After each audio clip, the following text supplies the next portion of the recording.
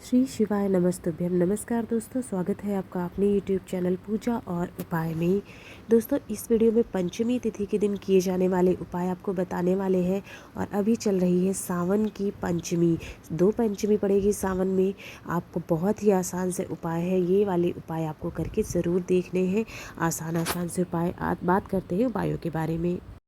सबसे पहला जो उपाय है वो बहुत आसान सा उपाय है, छोटा सा उपाय है, लेकिन किस लिए आपको करना है। अगर आपके घर में परेशानी एक के बाद एक लगी रहती है, कोई ना कोई, जैसे कभी अचानक से कोई बीमार पड़ गया, पैसे की अचानक से खर्चा ज़्यादा हो गया, कोई ना कोई एक समस्या हो गई, घर में कोई चीज़ टूट गई अचानक से, है ना, या फिर किसी का एक्सीडेंट हो गया, जैसे तैसे मतलब एक समस्या ख़त्म नहीं होती, दूसरी आई हुई रहती है।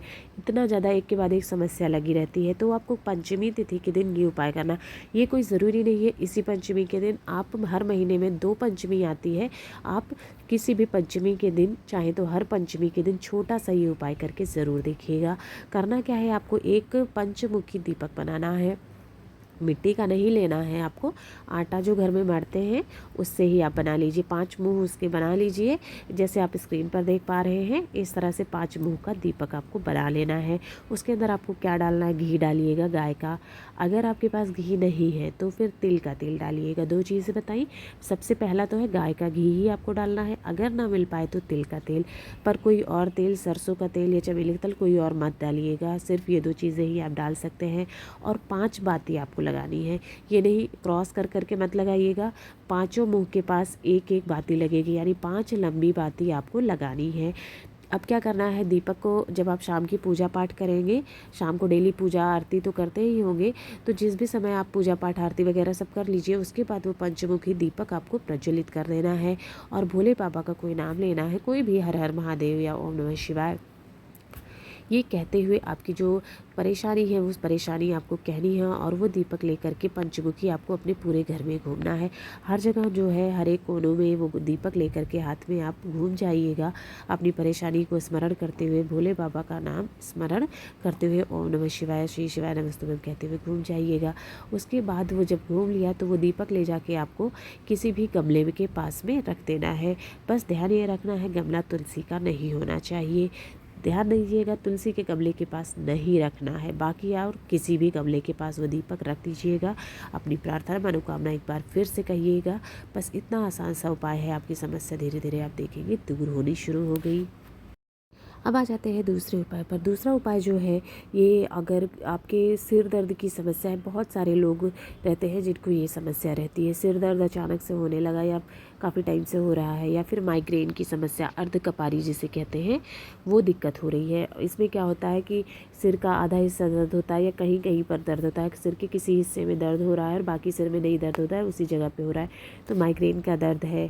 ऐसा कोई दर्द है आपको सिर से संबंधित दर्द या माइग्रेन, तो आपको ये उपाय करना है। आपको क्या करना है, जब भी आपका दर्द उठेगा, दर्द या दर्द हो रहा है, तो आपको अपने घर पर भी ये उपाय कर सकते हैं। अगर आपने शिवलिंग रखा हुआ है तो लेना होगा 7 चने की दाल। इस तरह से आप चने की दाल ले लीजिएगा, गिन करके 7, और एक तांबे के लोटे में जल ले लेना है। और ले करके, अगर आपके घर में शिवलिंग है तो आपको वहाँ पर चले जाना, नहीं तो आसपास कोई मंदिर है तो वहाँ चले जाइएगा। सबसे पहले क्या करना है, जो आपने उत्तर दिशा की तरफ मुख करके खड़े हो जाइएगा, और एक जो 7 चने की आपने दाल ले रखी है, वो दाल आपको शिवलिंग के ऊपर चढ़ा देनी है। श्री शिवाय नमस्तुभ्यम कहते हुए चढ़ा देना है। चने की दाल चढ़ा दिया एक एक करके, ठीक है, चढ़ा दिए 7 चने की दाल। उसके बाद आपको प्रार्थना करनी है कि मेरे सिर में दर्द हो रहा है, ये समस्या है, ऐसा आपको कामना करनी है और प्रार्थना करनी है कि ये दाल अब मैं औषधि के रूप में ले रहा हूँ या ले रही हूँ, ठीक है। फिर आपको वो चने की दाल उठा लेनी है। उठाने के बाद में जो 1 लोटा जल आपने लिया हुआ है, श्री शिवाय नमस्तुभ्यम कहते हुए, वो जल आपको शिवलिंग के ऊपर चढ़ा देना है। इतना सा उपाय है। और जब वो दाल आपने जो उठाई है वो लेकर के अपने घर आ जाइएगा और चबा चबा कर वो दाल खा लीजिएगा। ठीक, आप देखेंगे 15 या 20 मिनट के बाद आपको अपने आप थोड़ा सा आराम होना उसमें शुरू हो जाएगा, आपको लाभ दिखना शुरू हो जाएगा। और ये उपाय आपको काशी विश्वनाथ के नाम से करना है, इसका ध्यान रखिएगा। अब आते हैं अपने तीसरे और अंतिम उपाय पर। ये उपाय कब करना है, जैसा कि आपको बताया, आपके जीवन में, घर में कोई ना कोई परेशानी लगी हुई है, कोई ना कोई समस्या लगी ही रहती है, तो मतलब आपके घर में कहीं ना कहीं पितृ आपसे अप्रसन्न है, पितृ दुखी है, पितरों की समस्या आपके घर में है। आपको किसी ने बताया हो या ना बताया हो, ये मान के चलिए पितृ आपको कष्ट दे रहे हैं, क्योंकि वो तृप्त नहीं है, वो आपसे खुश नहीं है। तो आपको अपने घर की समस्याओं को, परेशानियों, चाहे वो कैसा भी हो, धन की हानि हो रही है, कोई ना कोई बीमार रहता है घर में, कोई काम शुरू किया वो काम ख़त्म नहीं हो पा रहा है, कोई काम नहीं हो पा रहा, नौकरी व्यापार कुछ नहीं, तो फिर यही समस्या होती है। तो किसी भी महीने की पंचमी, स्पेशली सावन की पंचमी आ जाती है या जो पितृपक्ष चलता है, तब आप ये उपाय कर सकते हैं। इसके अतिरिक्त सावन की पंचमी जो 2 पड़ेंगी, उसमें आपको ये उपाय ज़रूर करना है। छोटा सा आसान उपाय है। आपको लेना होगा 2 लोटा जल, कोई भी पात्र हो, ज़रूरी नहीं है तांबे ही हो, आप स्टील का लोटा ले सकते हैं, पीतल का ले सकते हैं, तांबे का कोई भी लोटा, 2 लोटे जल आपको लेना है और लेकर के श्री शिवाय नमस्तुभ्यं कहते हुए अपने पूरे घर में एक एक कोने में आपको वो जल दोनों हाथों में लेकर के घूम जाना है। ठीक है, अपनी हमारी ये परेशानी है, ये दिक्कत लगी रहती है, इसे काम ना करते हुए ओम नमः शिवाय जपते हुए घूम जाइएगा। फिर वो दोनों लोटा जल लेकर के आपको चले जाना है महादेव के मंदिर के पास में।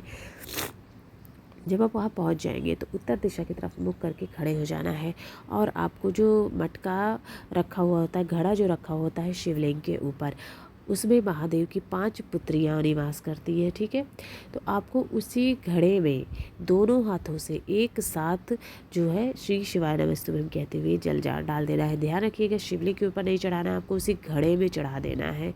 ठीक है, जल दोनों हाथों से एक साथ इस तरह से जब आप जल चढ़ा देते हैं तो जल जो उस मटके से होता हुआ शिवलिंग के ऊपर टपकता है ना, तो जितना बूंद गिर रहा होता है, सारा का सारा जल आपके पितरों को प्राप्त होता है। उसका असर जो भी होता है पितृ ले जाते हैं, लेकिन इसका असर ये होता है कि आपके पितृ अतृप्त हो जाते हैं और आपको कष्ट देना जो है वो छोड़ देते हैं। पितृ दोष जो होता है, पितरों की जो समस्या खत्म हो जाती है, तो आपके घर में परेशानियां खत्म होना अपने आप शुरू हो जाती है। करके ज़रूर देखिएगा।